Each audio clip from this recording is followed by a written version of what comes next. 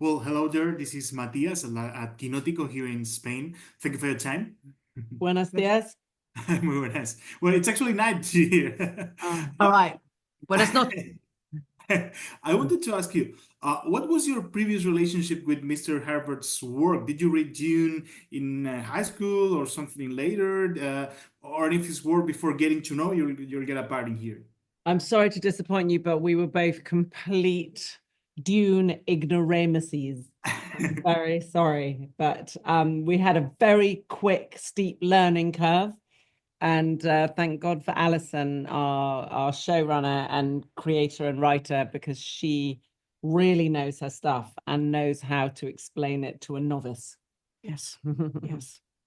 It was I mean, I'm quite glad I didn't know the extent of everything when I first started because it was pretty overwhelming. Mhm. I wanted to ask you about the work on set. How was it? Because the series scope looks enormous, like epic in a way. It is. They built those buildings. They are as tall as they look. They are as wide as they look.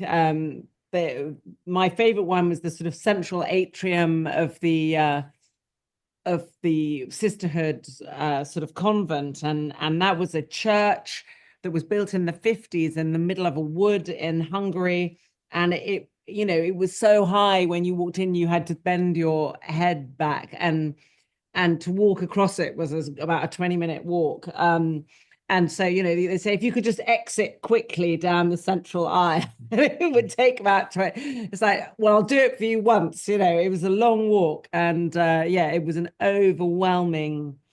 It went from the macro detail right down to the micro detail. When you opened a drawer in Valia's desk, there would be. Incredible details. Yeah. Knives with beautiful carving on them and all these relics and symbols from the machine wars, the past of the sisterhood. Things that would only ever be in the back of shot, but the detail was exquisite. Yeah, so the craftsmanship, I love it in our job when some of the craft that you feel may have been lost to machines, ironically, are actually still being used. The handmade costumes and props and artwork were incredible. Mhm. I actually wanted to deep dive into this because when we see the sets, the world building in Dune Prophecy, there's no sign of this old conception of what a TV or a streaming series was. Do you think that we finally are in the era of no distinction between film, cinema, and series?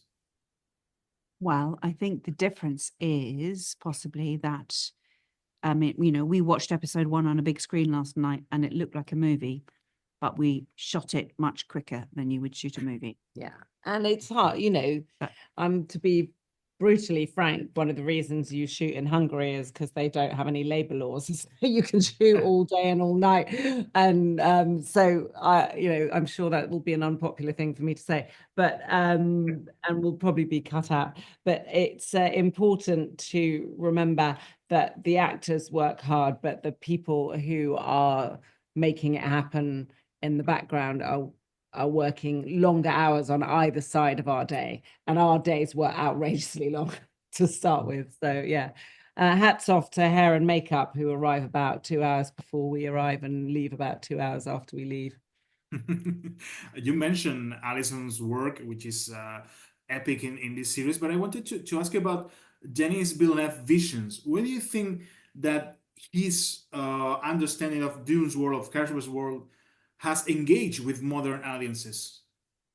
I think the relationship of the humans to the space, the aesthetic and the space that he created felt epic and ancient and of another world, but the people within it feel very human and complicated. He has at the center of those movies, he has two incredible movie stars with Timothy Chalamet and Zendaya that who have such charisma that you are drawn beautifully, gently and perfectly into that world. And but we had the great advantage of being 10,000 years before the Villeneuve film, so we could kind of set our agenda. And I think in Dune 3, the movie, they need to be copying us to learn a thing or two about how the origins of their universe.